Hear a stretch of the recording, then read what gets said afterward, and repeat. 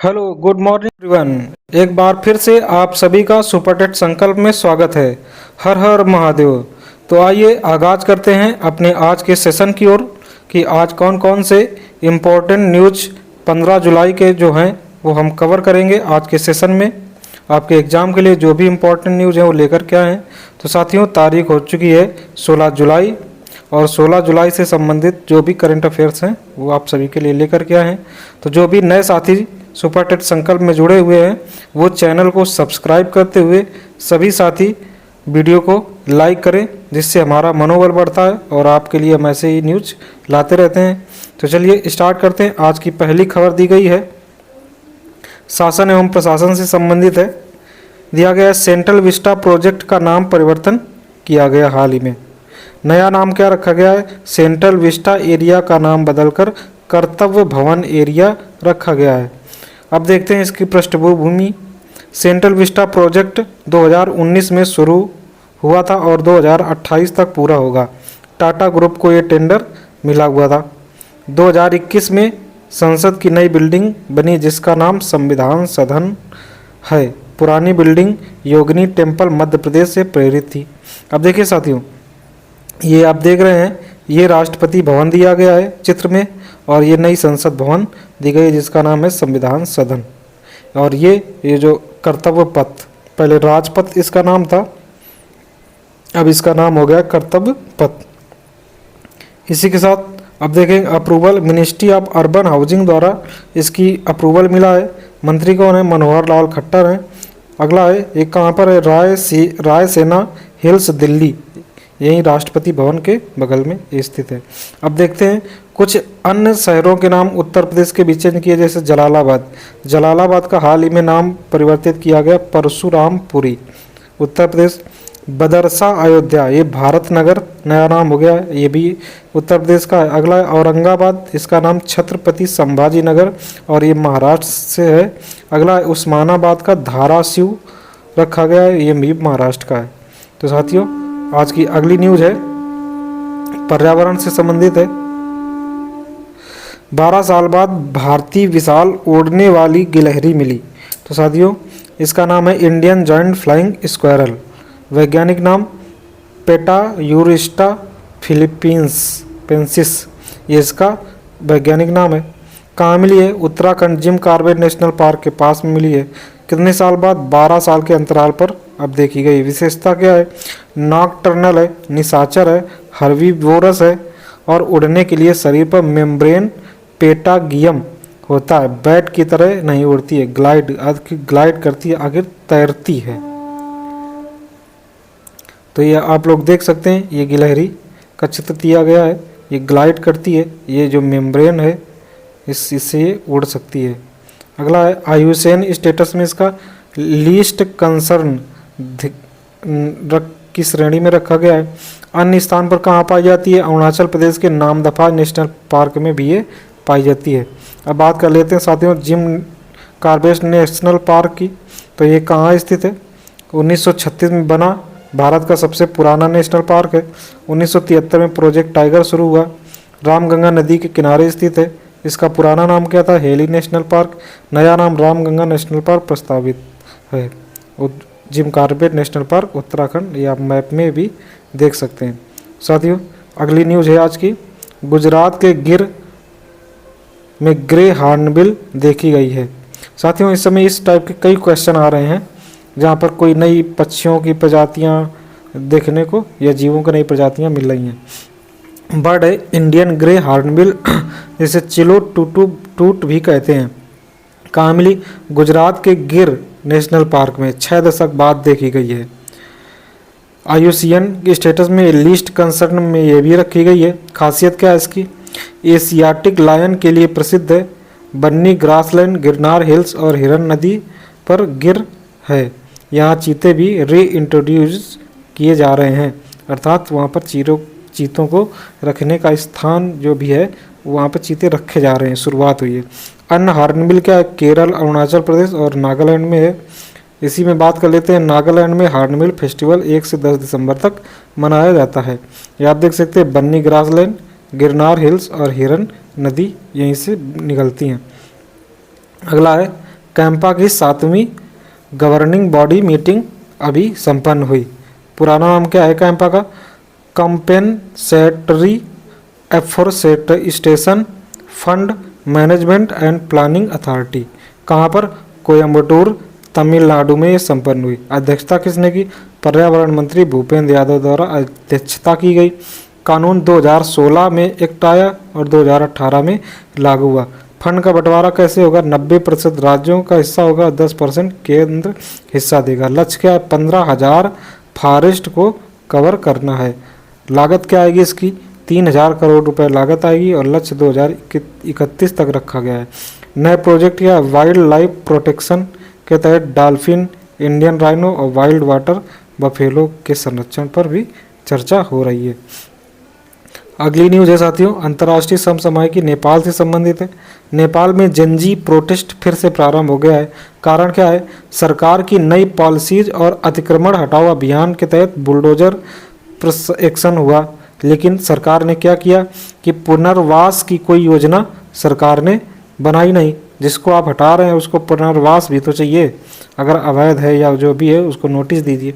उसी के खिलाफ ये जनजी प्रोटेस्ट फिर से शुरू हो गया। पिछला प्रोटेस्ट जो सितंबर 2025 में सोशल मीडिया बैन के कारण केपी शर्मा ओली की सरकार गिर गई थी।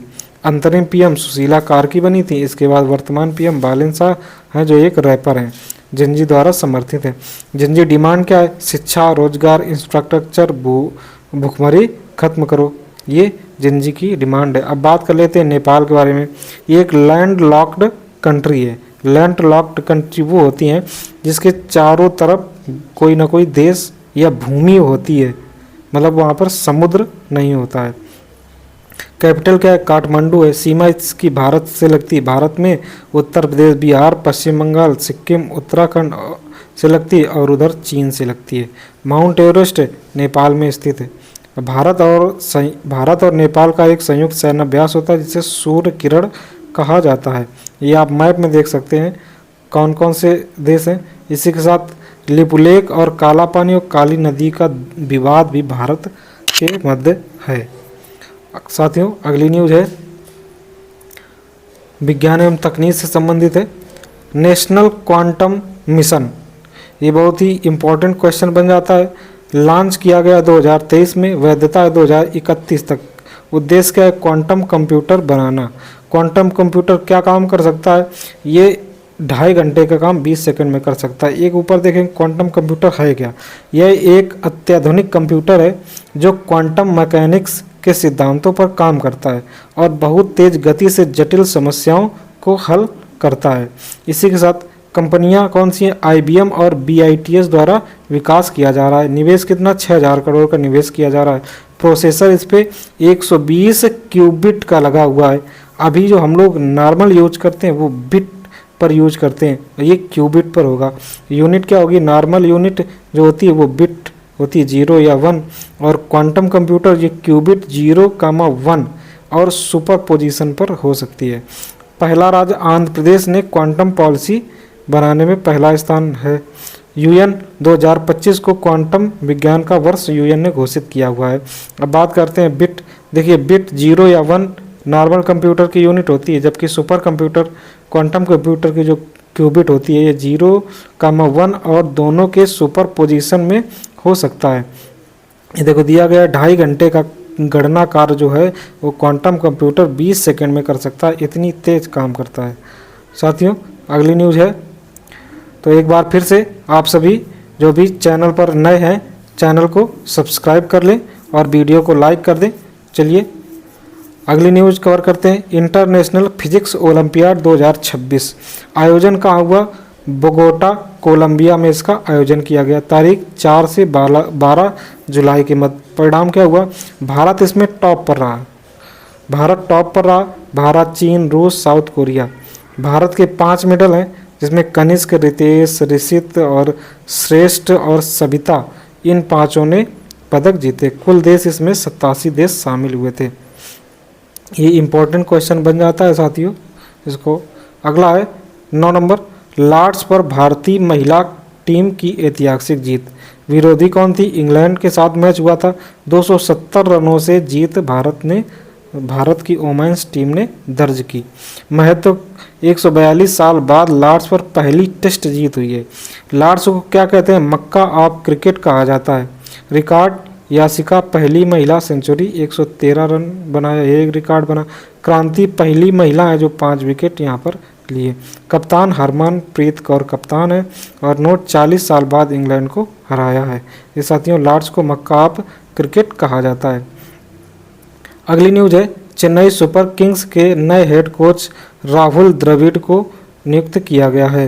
पहले ये टीम इंडिया के under 19, under 17, Rajasthan Royals, Delhi capital के कोच भी रह चुके हैं। चेन्नई सुपर किंग मतलब CSK, ये लोग आर्मी को मिला नया सारथी। अगली न्यूज है साथियों, प्लेबैक सिंगर S जानकी का हाल ही में निधन हो गया। इनकी उम्र 88 वर्ष थी। ये एक मैसूर कर्नाटक से संबंध रखती हैं। उपनाम Nightingale of south India, Kokila of south India इनको कहा जाता है। रिकॉर्ड 20 भाषाओं में 48,000 गाने इन्होंने रिकॉर्ड किए। 4 नेशनल अवार्ड, पद्म भूषण 2013 में इन्होंने अस्वीकार कर दिया। जन्म गुंटूर आंध्र प्रदेश में हुआ था और पूरा नाम इनका श्री राम मूर्ति जानकी है। अब देख लेते हैं इनकी अन्य भाषाएं, तमिल, तेलुगु, कन्नड़, मलयालम, हिंदी, बंगाली, उड़िया, गुजराती और मराठी, नेपाली और सिंघली आदि भाषाओं में इन्होंने गाने रिकॉर्ड किए हैं। इधर लता मंगेशकर का कुछ देख लेते हैं। जन्म इनका इंदौर मध्य प्रदेश में हुआ और अवार्ड भारत रत्न 2001 में इनको मिला और नोबल इनको नहीं मिला है। भारत कोकिला की आवाज़। अगली न्यूज है साथियों, दिल्ली महिला समृद्धि योजना का नाम परिवर्तन किया गया है। नया नाम क्या होगा? दिल्ली लक्ष्मी योजना नया नाम होगा। पहले इसका नाम महिला समृद्धि योजना था, अब होगा दिल्ली लक्ष्मी योजना, इसका नाम हो जाएगा। महिलाओं का सम्मान, समृद्धि की पहचान, इसका लोगो होगा। इसमें 28 अगस्त रक्षाबंधन से प्रारंभ हो जाएगा। CM कौन है? रेखा गुप्ता है। लाभ क्या होगा? दिल्ली की महिलाओं को प्रतिमाह 2500 रुपये DBT के माध्यम से प्राप्त होंगे। लाडली बहना योजना कहाँ? मध्य प्रदेश में चल रही है। माझी लाडली लाड़की बहन योजना महाराष्ट्र में चल रही है। सुभद्रा योजना उड़ीसा में चल रही है। हर महिला सशक्त होगी, दिल्ली लक्ष्मी से समृद्ध होगी। ये इम्पोर्टेंट पॉइंट है साथियों। अगली न्यूज है पश्चिम बंगाल। साथियों हम एक राज्य कवर कर रहे हैं आजकल, तो उसके तहत आज हम पश्चिम बंगाल राज्य की बात करेंगे। तो राजधानी पश्चिम बंगाल की क्या हो जाएगी? कोलकाता राजधानी हो जाएगी। हुगली नदी के तट पर स्थित है। नदियां यहाँ पर हुगली, तीस्ता, दामोदर नदियां हैं यहाँ पर। डेल्टा सुंदरबन डेल्टा है जहाँ पर मैंग्रोव वन, कार्बन सिंह और गंगा सागर द्वीप भी है। अगला CM शुभेंदु अधिकारी वर्तमान में है। जिले कितने हैं? 30 जिले हैं। विधानसभा सीटें 294 हैं और 1 सदनी है। अगला है उत्पाद। जूट उत्पादन में भारत में सबसे ज़्यादा कोयला उत्पादन, केमिकल, चावल, आलू उत्पादन होता है यहाँ पर। अगला है संगीत। रविंद्र संगीत बाउल संगीत से संबंधित है। GI टैग की बात करते हैं तो यहाँ का रसगुल्ला को GI टैग प्राप्त हुआ है। नेशनल पार्क सुंदरबन, सिंघाली लीला, जल्दापारा, बक्सा, ये यहाँ पर नेशनल पार्क हैं। तो साथियों ये आप सभी देख सकते हैं, कोलकाता का ये हावड़ा ब्रिज है, ठीक। ये सुंदरबन डेल्टा, टाइगर, ये पॉइंट, इस पर दामोदर घाटी, दामोदर नदी, हुगली नदी देख सकते हैं आप सभी। आज आगे बात करते हैं। राज्य पशु जो है ये फिशिंग कैट है और पक्षी कौन सा? राज पक्षी किंगफिशर है। और राजकीय वृक्ष कौन है? चैटम है। और फूल है जैस्मीन का। तो साथियों ये हमारा पश्चिम बंगाल से इम्पोर्टेंट न्यूज कवर हो गई। अगला पॉइंट है लद्दाख से संबंधित 5 नए जिले जोड़े गए हैं। तो अब कुल मिला के लद्दाख में 7 जिले हो गए। सभी में आर्टिकल 371 के तहत ऑटोनॉमस काउंसिल बनेगी। लद्दाख में कुल जिले 7, लेह जिला, कारगिल, जांस्कर, नुब्रा, साम, चांगथांग और द्रास, ये जिले 7 होंगे। आर्टिकल 371 का उद्देश्य जनजातीय क्षेत्रों की सांस्कृतिक, सामाजिक और प्रशासनिक सुरक्षा करना है। अगला है भारत की जैव विविधता के बारे में बात करेंगे। भारत मेगा डाइवर्स देश है। विश्व के 17 मेगा डाइवर्स देशों में भारत शामिल है। पश्चिमी घाट यूनेस्को वर्ल्ड हेरिटेज में शामिल है। सुंदरबन दुनिया का सबसे बड़ा मैंग्रोव क्षेत्र है। डेजर्ट नेशनल पार्क राजस्थान में स्थित अनूठा मरुस्थलीय क्षेत्र है। तो ये इसलिए ये भारत जैव विविधता में मेगा डाइवर्स हो जाता है। अब बात कर लेते हैं जैव विविधता में दुनिया के 10 मेगा डाइवर्स देशों में भारत शामिल है। पौधों की लगभग 47,000 प्रजातियां पाई जाती हैं। कशेरुकी प्राणियों की 90,000 प्लस प्रजातियां पाई जाती हैं। समुद्री जैव विविधता है यहाँ पर। अनूठी पारिस्थितिक और जैव भौगोलिक विविधता है। तो साथियों, आज 16 जुलाई से संबंधित जो भी करंट अफेयर्स बन सकती थी अभी तक, वो हम आपके लिए लेकर के आए थे। तो साथियों, जो भी साथी चैनल पर नए जुड़े हुए हैं वो चैनल को सब्सक्राइब कर लें, और जो भी सभी साथी चैनल वीडियो को लाइक करते हुए अपनी तैयारी जारी रखें। तो साथियों, अब मिलते हैं कल की करंट अफेयर्स के क्लास में। तब तक के लिए आप सभी को राधे राधे।